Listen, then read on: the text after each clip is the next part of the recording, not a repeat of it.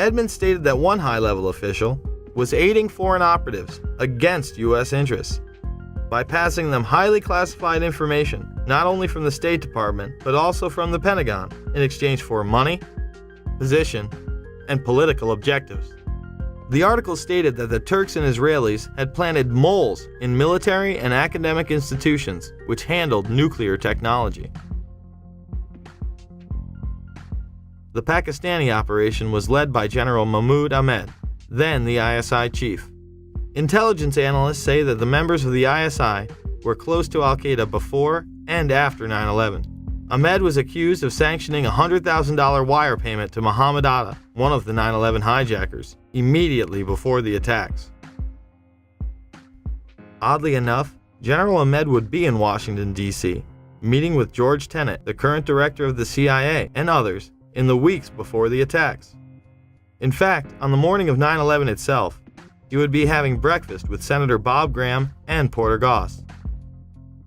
These two men would co-chair the initial congressional investigation, and Goss would later become the head of the CIA. I was trying to make the point that Ahmed didn't hide the fact, when we met with him in Pakistan and when he was in Washington, that he was close to the Taliban, that was his job, to be close to the Taliban. Graham would go on PBS and have this to say.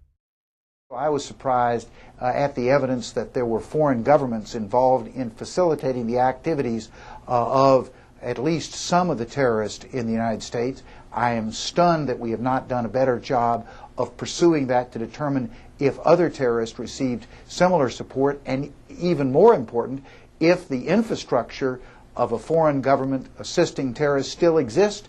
Most of that information is classified, I think overly classified. I believe the American people should know the extent of the challenge that we face in terms of foreign government involvement. In that report, 27 pages would be completely redacted. And do you think that will ever become public?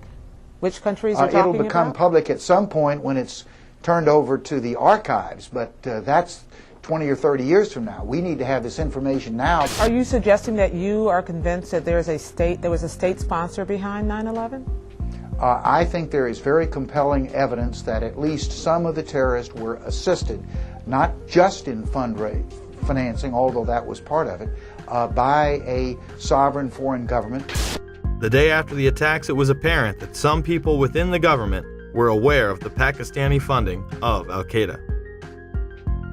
Secretary Powell, one country you didn't mention was Pakistan, and I understand that your deputy has spoken with the ambassador to Pakistan. Deputy Secretary Armitage did meet with Pakistani officials today. It would be useful to point out to the Pakistani leadership at every level how helpful they might be if we find a basis to act upon that information.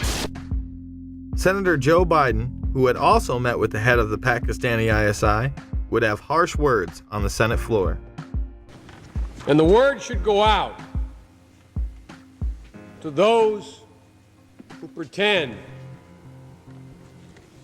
that they wish to be our friends, that they're going to have to make some very difficult choices.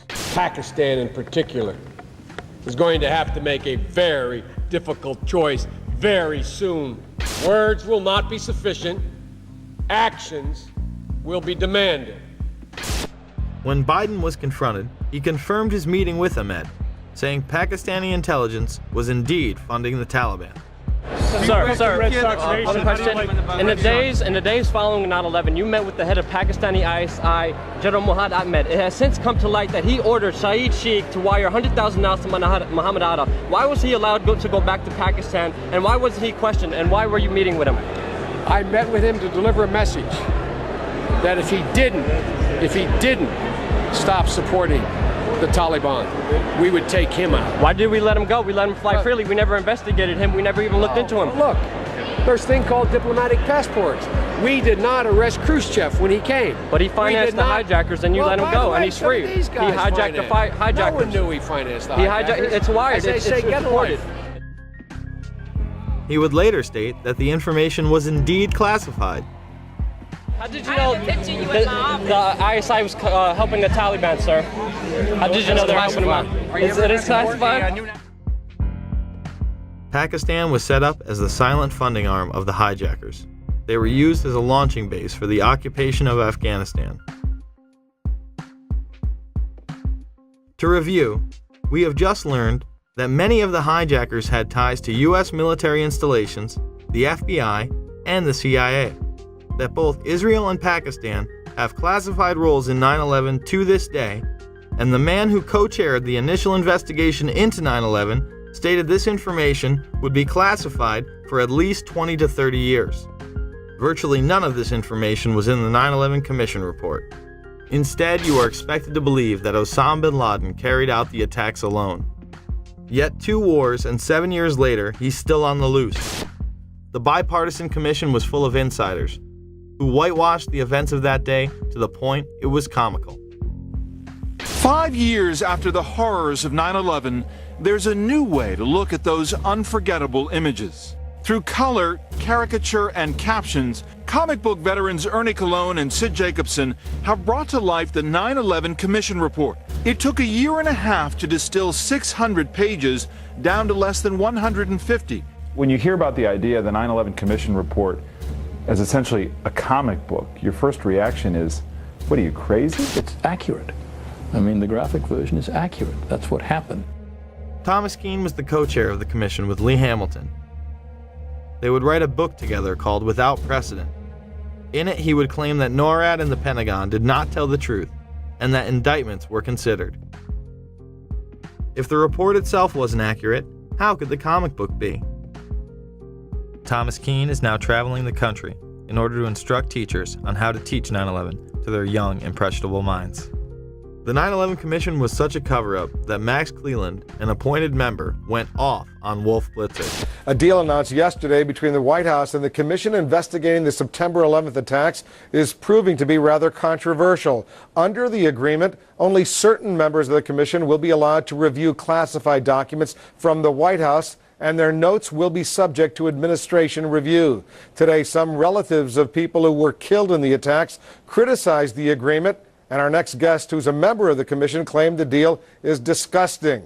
Former Georgia Senator Max Cleland, a Democrat, joins me here. Well, you've used the word deal 3 times. I don't think the 9/11 Commission ought to be making deals with our own government under the responsibility we have from the Congress and our responsibility to the American people to get all the facts, and let all the commissioners look at those facts.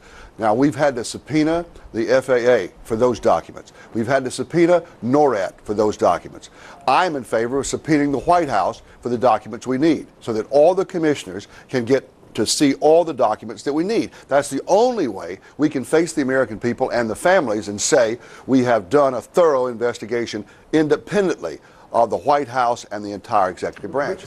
The president has said only a minority of the commission can see a minority of the documents, and then they have to clear what they're going to say to the rest of the commission with the White House. If you're one of those 4 that gets to see these documents, would that change your opinion? No, they don't want any more eyeballs to see their documents than they can possibly get away with. It's a scam. It's absolutely disgusting. Cleland would later resign. Well, they have something to cover up, and the 9/11 Commission, of course, was a master cover-up. We know that. The question is what it was covering up. I don't believe the reports on September 11th put out by the 9/11 Commission or by Congress. I've seen one put out by the 9/11 Commission, and it was basically hundreds of pages of nothing. It was very generic. It was very indirect, indistinct, devoid of facts, devoid of hard positions. It was things like mistakes were made. We need to improve human intelligence. This is nothing. I mean, it's like, yes, I stand for truth, justice, and the American way, but it was vapid. It was a waste of time and money, but gives the impression that, oh yes, the government is doing something, the government is studying the issue. Well, what makes me really disappointed, and that's an understatement, is that Congress's role is oversight. And Congress, even today, you'll see members of Congress saying, well, we haven't implemented everything that the 911 Commission recommended.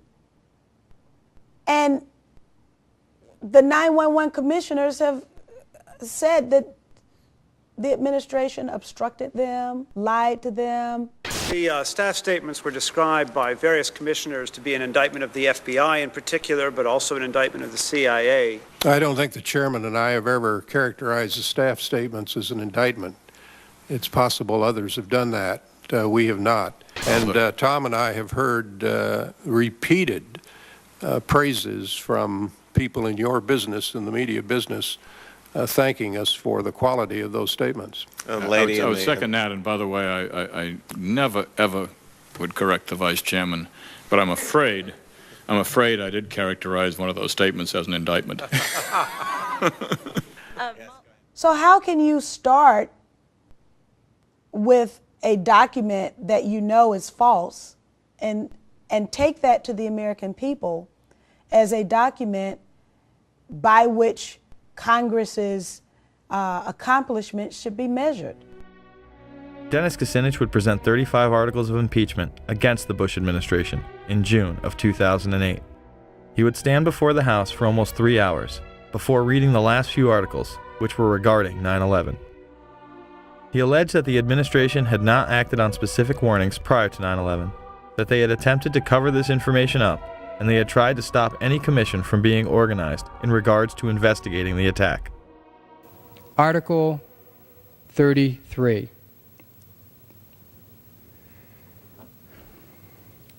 Repeatedly ignored and failed to respond to high-level intelligence warnings of planned terrorist attacks in the United States prior to 9/11.